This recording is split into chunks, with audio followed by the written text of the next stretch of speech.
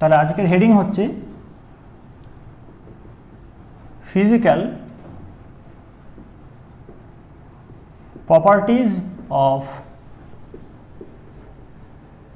Alcohol and phenol. তো physical প্রপার্টির মধ্যে কি কি পড়বে? কালার, অর্ডার, স্টেট, এগুলো পড়বে। যেগুলো সহজ সেগুলো আর বলছি না, সেগুলো বইয়ে দেখবি। যেমন কালার হচ্ছে কালারলেস, অর্ডার একটা ক্যারেক্টারিস্টিক অর্ডার এদের আছে, আর টেস্ট একটা বার্নিং টেস্ট। যেটা ইম্পর্টেন্ট সেটাতে আমরা জোর দেবো, সেটা হচ্ছে যে solubility.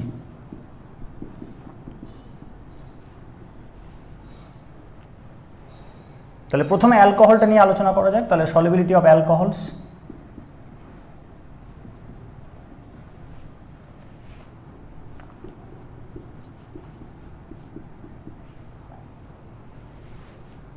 Lower alcohols are highly soluble in water, অর্থাৎ মিথানল,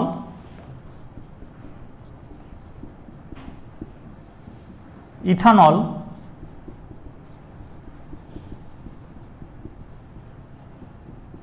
প্রোপ-1-অল অর্থাৎ 1-প্রোপানল, 2-প্রোপানল,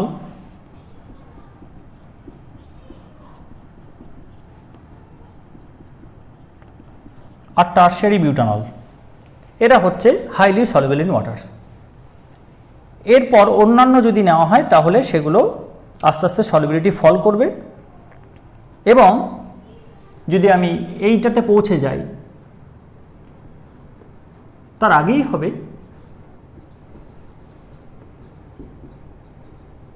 এন ডেকাইল অ্যালকোহল অর্থাৎ CH3। টোটাল 10টা থাকবে।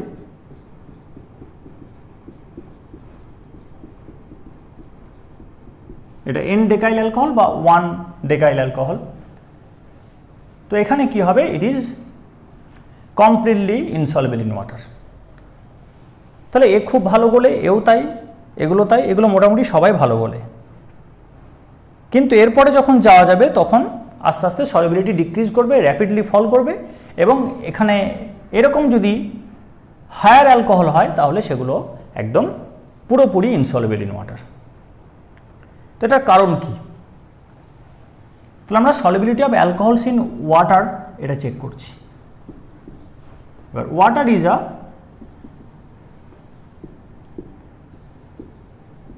Highly polar solvent.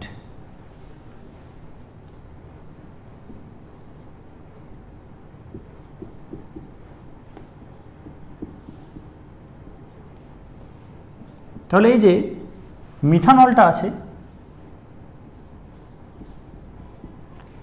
এখানে ডেল মাইনাস, এখানে ডেল প্লাস,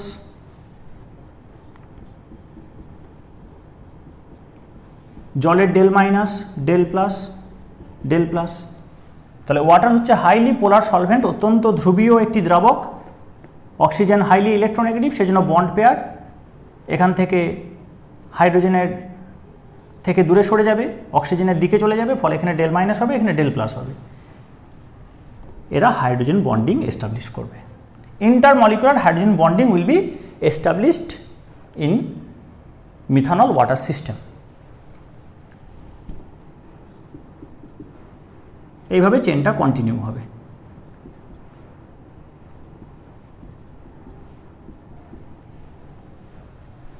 ঠিক আছে? একইভাবে ইথানল গুলবে, প্রোপ-1-অল, প্রোপ-2-অল গুলবে। এবার এই জায়গাটা কি জলে গোলে? Is this methyl group soluble in water? না, এটা পোলার নয়, এটা পোলার নয়, এটা জলে সলিবল নয়। কিন্তু এই যে হাইড্রক্সিল গ্রুপটা রয়েছে এটা এত সলিবল এবং এখান থেকে এতটাই এনার্জি বেরিয়ে আসে যে ও হাইড্রোজেন বন্ডিং এক্সট্রা ভেঙে দিয়ে একটা কেজ তৈরি করে, যে কেজের মধ্যে একে থাকতে দেয়। তাহলে আমরা প্রথমে কি পেয়েছি? একটা স্ক্রিনশট নিয়ে নিবি, ঠিক আছে? তাহলে এটা ভুলবি না।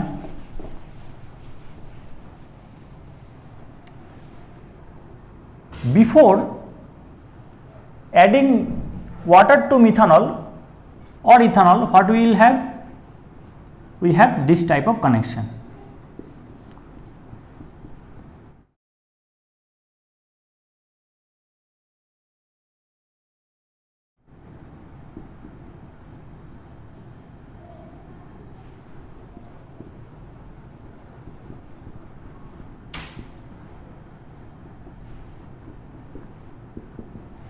তাহলে মিথানল নিজেই একটা হাইড্রোজেন বন্ডিং এর ফ্রেম তৈরি করে ছিল, যেটাকে ভাঙতে হবে যখন ও ওয়াটারে ডিজলভ হবে। আবার ওয়াটারও নিজে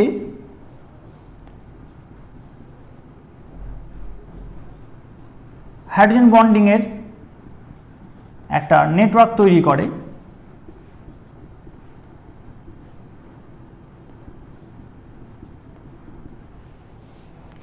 তাহলে মিথানলেরও নিজস্ব হাইড্রোজেন বন্ডিং এর নেটওয়ার্ক রয়েছে, জলেরও নিজস্ব নেটওয়ার্ক রয়েছে। এখন যদি মিশিয়ে দেওয়া হয় তাহলে কি হবে? এটাকে ভাঙতে হবে। এটাকে ভাঙতে যদি এনার্জি এক্স লাগে, এটাকে ভাঙতে যদি এনার্জি ওয়াই লাগে, তাহলে টোটাল ইনভেস্টমেন্ট কত হলো? X plus Y. এবার এই হাইড্রোজেন বন্ডগুলো ভেঙে, এটা ভেঙে আর এটা ভেঙে পেলাম কি? পেলাম এই জিনিসটা। তাহলে এখানে ধরলাম জেড পেলাম।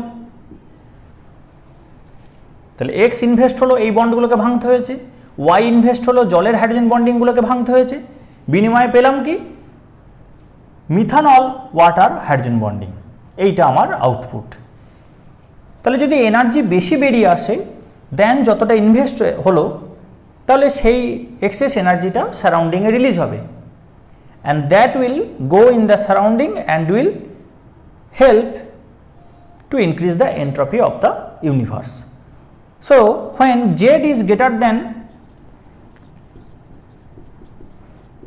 x plus y, when Z is greater than x plus y, the process will be favored. So methanol is soluble in water because Z is greater than x plus y. So the energy required to break these hydrogen bonds, when added up, is less than the energy required to break these hydrogen bonds. So the energy obtained in the formation of methanol water hydrogen bonding is greater than the energy that will be required to break the hydrogen bonds between methanol and between water. তাহলে এটাই কারণ সলিবিলিটির। এইবার এই ওইচটা এত ভালো soluble হচ্ছে ওয়াটারে, কারণ এটা একটা খুব ভালো পোলার কম্পাউন্ড আর এটাও পোলার গ্রুপ। তার জন্য যে এনার্জিটা বেরিয়ে আসছে সেটা দিয়ে ও জলের আরও হাইড্রোজেন বন্ড ভেঙে একটা কেজ বানাচ্ছে, যে কেজের মধ্যে এটা থাকতে পারে। ফলে এটা হাইড্রোফোবিক অর্থাৎ নন পোলার হয়েও এর জলের মধ্যে থাকতে অসুবিধা হচ্ছে না। ডোমিনেটিং ফ্যাক্টর হচ্ছে এটা নয়। এইবার যদি আমি একটা বড় স্ট্রাকচার নিই, হোয়াট উইল হ্যাপেন দেন? যদি আমি এটাকে CH3CH2 করি তাহলে স্ট্রাকচারটা বাড়লো। যদি আমি এটাকে আরও বাড়াই, আরও বাড়ছে, তাহলে আস্তে আস্তে তো এটা ডোমিনেট হচ্ছে হাইড্রোফোবিক পার্টটা। তাহলে এখানে অনেকটা, এখানটাতে এতটা জায়গা তৈরি করতে হলো, এখানটাতে এতটা জায়গা তৈরি করতে হলো ওকে রাখার জন্য। So the cage is required to B increased. কিন্তু ওইচ মূলক তো সেই একটাই পার মলিকিউল। তাহলে এনার্জি যেটা বেরিয়ে আসছে সেটা ফিক্সড, সেটা দিয়ে কেজটাকে আর কতটা বাড়ানো যাবে? তাহলে কি হবে? যত আস্তে আস্তে হাইড্রোফোবিক চেনটা বাড়বে, অ্যালিফেটিক চেনটা যত বাড়বে, তত কি হবে? তত আস্তে আস্তে সলিবিলিটি ড্রপ করবে। এবং এই জায়গায় গিয়ে দেখা যাচ্ছে এটা এত বড় যে এটা আর ওয়াটারে সলিবল হয় না। হতো যদি আমি কি করতাম, আমি আরও কয়েকটা ওইচ এখানে যদি লাগিয়ে দিতাম, তাহলে কিন্তু এটা সলিবল হয়ে যেত। ঠিক আছে? তাহলে এটা হচ্ছে কারণ। So lighter alcohols, that is lower alcohols, are highly soluble in water and solubility decreases with increase in the molecular weight. So heavier alcohols are insoluble in water. এইবার যদি আমি এইটা নিই, অর্থাৎ 1 বিউটানল, এবার তার আইসোমেরিক অ্যালকোহলটা নিই, অর্থাৎ CH3 CH CH2OH, এটার নাম কি হবে? এটা হচ্ছে 1 2 3, তাহলে প্রোপান 1 অল, আর 2 নম্বরে মিথাইল, সো 2 মিথাইল প্রোপান 1 অল। আমি এটার কি নিলাম? আইসোমার নিলাম। ওকে,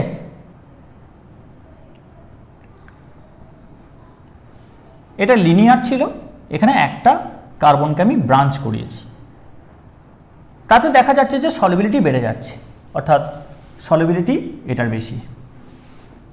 এইবার যখন আমি এটা নিলাম দেখছি আরও বাড়ছে। তারপর যখন এই ফর্মুলার জন্য যেটা ম্যাক্সিমাম ব্রাঞ্চিং পসিবল যে আইসোমারটার, সেটা যখন বানালাম, অর্থাৎ tertiary butyl alcohol 2 methyl প্রোপান 2 all, তখন দেখা যাচ্ছে তার সলিবিলিটি ম্যাক্সিমাম। যেটা আমি লিখেছিলাম, যেটা highly soluble in water, it is soluble in all proportion, but solubility decreases as branching decreases. এটা ম্যাক্সিমাম ব্রাঞ্চিং রয়েছে, এটার ব্রাঞ্চিং কমছে, এটা মিনিমাম ব্রাঞ্চিং। তাহলে সলিবিলিটির অর্ডার কি? সলিবিলিটি হচ্ছে এইটা order. So this is the order of solubility of isomeric alcohols in water. তাহলে এখানে molecular formula same, so all these are isomers, but with branching solubility is increasing। কারণ কি? কারণ হচ্ছে যে এই জিনিসটা জলে গুলছে এবং সেখান থেকে এনার্জি বেরিয়ে আসছে, কিন্তু সেখান থেকে যে এনার্জিটা বেরিয়ে আসছে সেটা দিয়ে এতটা বড় জায়গার হাইড্রোজেন বন্ডিং ব্রেক করে কেজ বানানো যাচ্ছে না। কিন্তু যখন এটা ব্রাঞ্চিং হবে, তখন এই সিলিন্ডারটা, এটা দেখে সিলিন্ডার মনে হচ্ছে তো, এই সিলিন্ডারটা আস্তে আস্তে স্ফেরিক্যালের চেহারা নিচ্ছে। তাহলে এই ব্রাঞ্চিংয়ে আমি এটাকে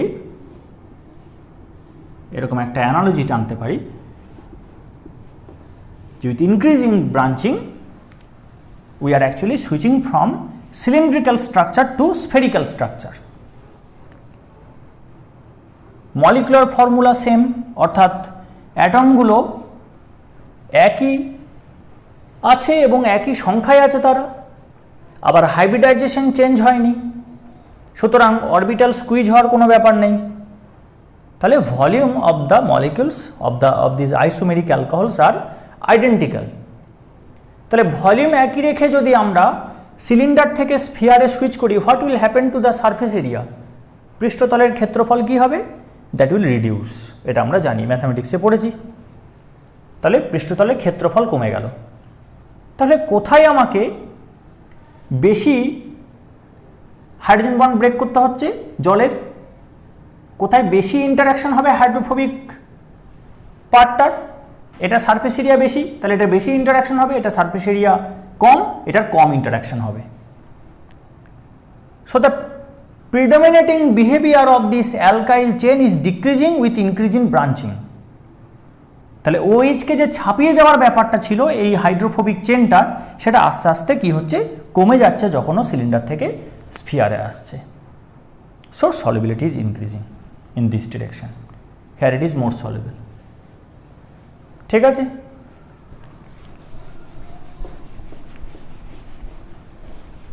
এবার যেটা একটু আগে বলছিলাম যে অনেকগুলো কার্বন আছে,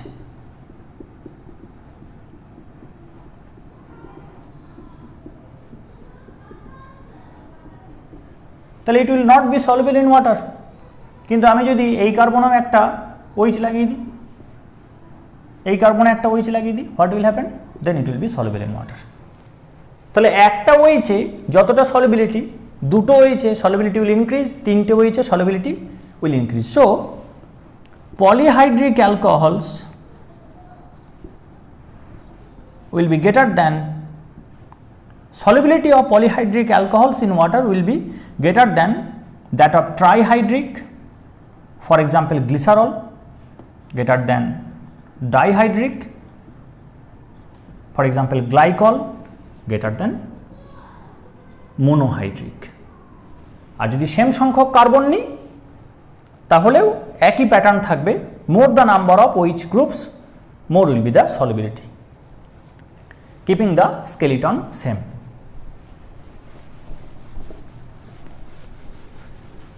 Now what is the solubility of phenol?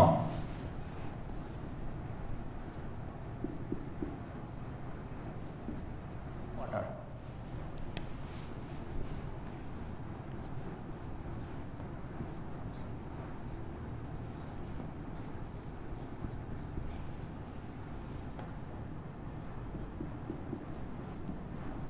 ফেনলেরও OH আছে, এখানে ডেল মাইনাস, এখানে del plus, del minus del plus, hydrogen bonding হয়, কিন্তু এর যে একটা huge hydrophobic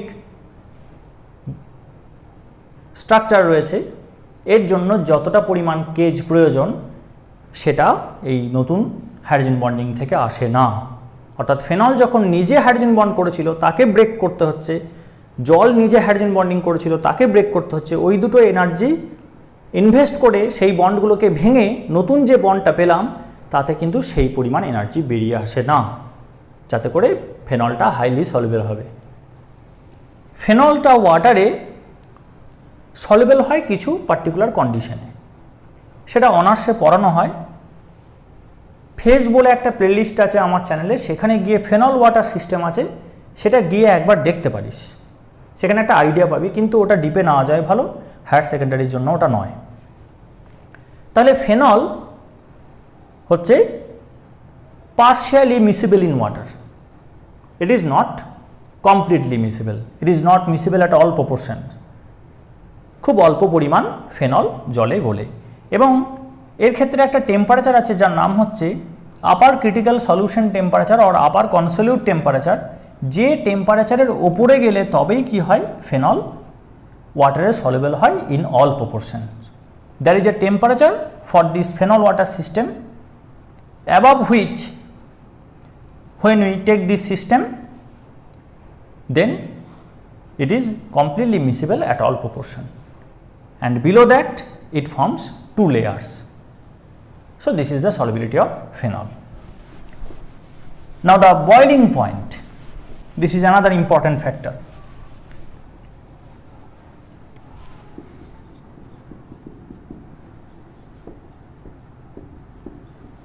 So boiling point of alcohols.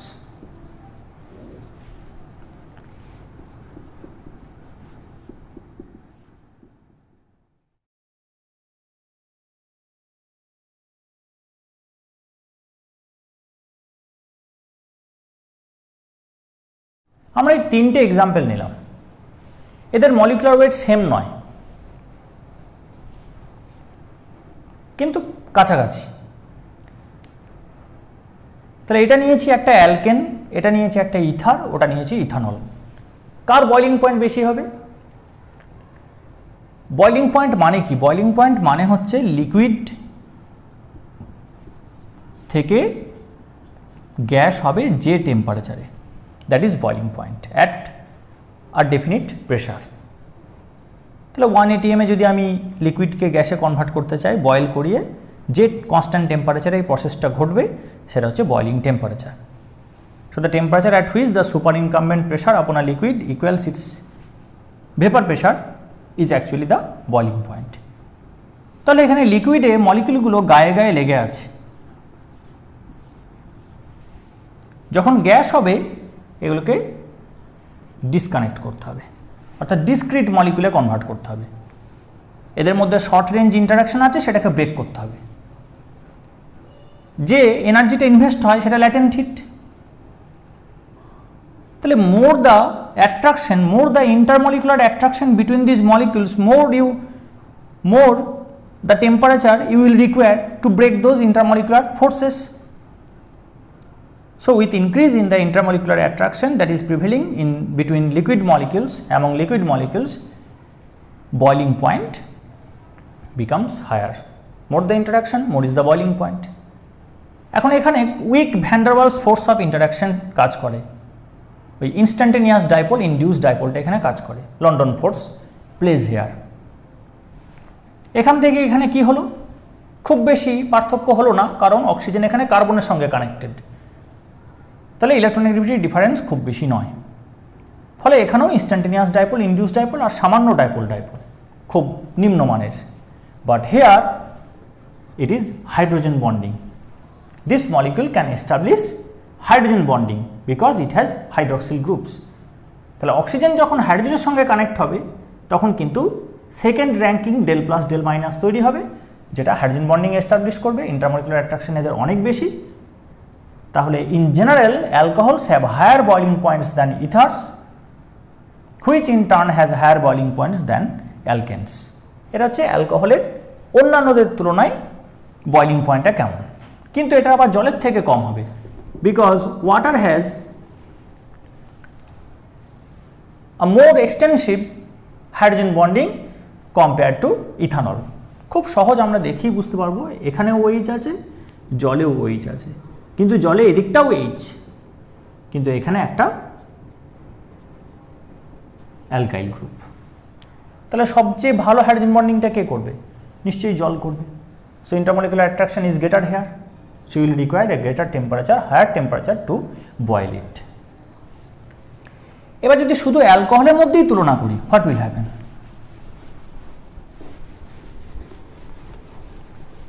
তাহলে শুধু যদি অ্যালকোহলের মধ্যেই তুলনা করি,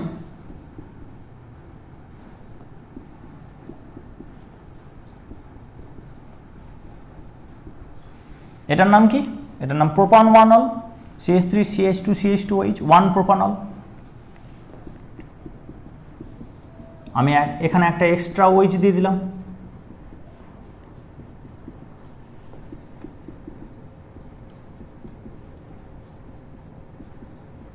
এখানে আরো একটা OH দিয়ে দিলাম। What will happen? যত OH বাড়বে তত এক্সটেন্সিভ হাইড্রোজেন বন্ডিং হবে, মোর will be the boiling point and also more will be the viscosity, that is another property. তাহলে boiling point এখানে এইভাবে বাড়বে। তাহলে more the number of OH groups, more will be the boiling point. তাহলে এটা trihydric alcohol, এটা dihydric alcohol, এটা monohydric alcohol. Now if we increase the chain length, then what will happen?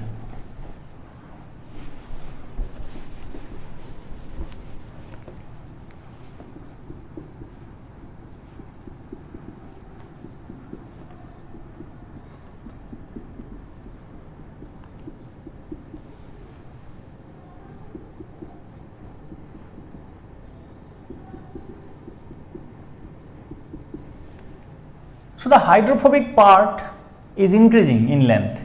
You will have increase in boiling point since molecular weight has a greater effect, has a predominating effect on the boiling point.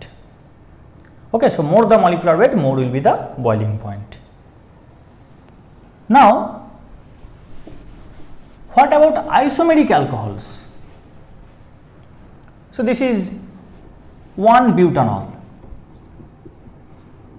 If we start branching in this alcohol, what will happen?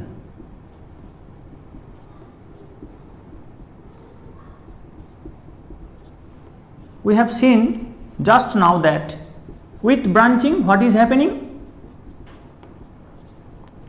Solubility is increasing. Now here with increase in branching, what happens to the boiling point? Let us examine. Now this is the hydrophobic part. It is establishing van der Waals force of interaction. Now this OH is constant in every cases. This is everywhere. And molecular weight is identical. So no effect of molecular weight. No effect of this hydroxyl group. Since it is the number is fixed, molecular weight is fixed. So what is happening to the van der Waals force of interaction that is being established by the alkyl chain by the hydrophobic part is that this surface area is decreasing since we are switching from cylinder to sphere gradually. তো যখন আমরা এই 1 butanol থেকে টারশারি বিউটানলের দিকে যাব তখন কি হচ্ছে, এই হাইড্রোফোবিক পার্টটা সিলিন্ড্রিক্যাল স্ট্রাকচার থেকে ডিপার্ট করে স্ফেরিক্যাল স্ট্রাকচারে চলে যাচ্ছে। তাহলে সারফেস এরিয়া ফল করবে। ইন্টারাকশনটা কি দিয়ে হবে? ইন্টারমলিকুলার ইন্টারাকশনটা সারফেস দিয়ে হয়। তাহলে সারফেস ডিক্রিজ করলে ভ্যান ডের ওয়ালস ফোর্স কী হবে? ডিক্রিজ করবে। So intermolecular attraction is decreasing. তাহলে ইন্টারমলিকুলার অ্যাট্রাকশন ডিক্রিজ করে গেলে সহজে বয়েল করবে। It will boil at ease. So what will be the order of the boiling point? This is the order of the boiling point. তাহলে এটার boiling point বেশি হবে দেন এটা, তারপর এটা, এটা সবচেয়ে কম। This will have the lowest boiling point amongst this isomeric alcohols. ঠিক আছে, এবার ফেনলের কি হয়? ফেনলের যদি বলি তাহলে এর মলিকুলার ওয়েট খুব বেশি, মলিকুলার ওয়েটের এফেক্ট আছে বলেছি। আবার এই ইন্টারমলিকুলার হাইড্রোজেন বন্ডিংও তৈরি করতে পারে কারণ ওইচ আছে, সেজন্য এর কি হয়? খুব হাই বয়লিং পয়েন্ট আছে এবং সেটা ইথানল এদের থেকে অনেক বেশি। নেক্সট হচ্ছে ফিজিওলজিক্যাল এফেক্ট। এইটা একটু রিডিং করে রাখবি। যেমন মিথানল যদি কেউ ইনহেল করে বা কেউ যদি খেয়ে নেয় তাহলে কিন্তু তার চোখ নষ্ট হয়ে যাবে, বেশি পরিমাণে গেলে শরীরে মাল্টি অর্গান ফেলিওর হয়ে সে মারা যাবে এবং নার্ভাস সিস্টেম ফেলিওর হবে। So it is harmful. কিন্তু তার হায়ার ভার্সনটা অর্থাৎ ইথানল, তার হায়ার হোমোলগ মিথানলের ইথানল, সেটা কি? সেটা ইনটক্সিকেটিং এফেক্ট আছে, অ্যাডিকশন হয়। আর যদি ফেনল হয়, ফেনলটা হচ্ছে ভীষণ করসিভ, হাতে পড়লে স্কিনের প্রবলেম হয়ে যায়। মিথানলও হাতে পড়লে স্কিনের প্রবলেম হয়। আর ফেনলের ওই করসিভনেসের জন্য এবং ওর অক্সিডাইজিং পাওয়ারের জন্য কি হয়? ফেনলের 1% সলিউশন অ্যান্টিসেপটিক হিসেবে ট্রিট হয়, 0.1% সলিউশন অ্যান্টিসেপটিক হিসেবে ট্রিট হয় খুব ডাইলুট কন্ডিশনে। আর যদি 1% নেওয়া হয় তখন ওটা ডিসইনফেক্ট্যান্ট হিসেবে ইউজ হয়। তাহলে ফেনলের এগুলো হচ্ছে ফিজিওলজিক্যাল এফেক্ট। আর একটা জিনিস জেনে রাখতে হবে যে ফেনলকে বাতাসে ওপেন করে রাখলে কেন ব্রাউন কালার হয়ে যায়। ঠিক আছে, এটা আমি তোদেরকে হোমওয়ার্ক দিয়ে রাখলাম, এটা কমেন্ট সেকশনে জানাবি why it happens so. Okay.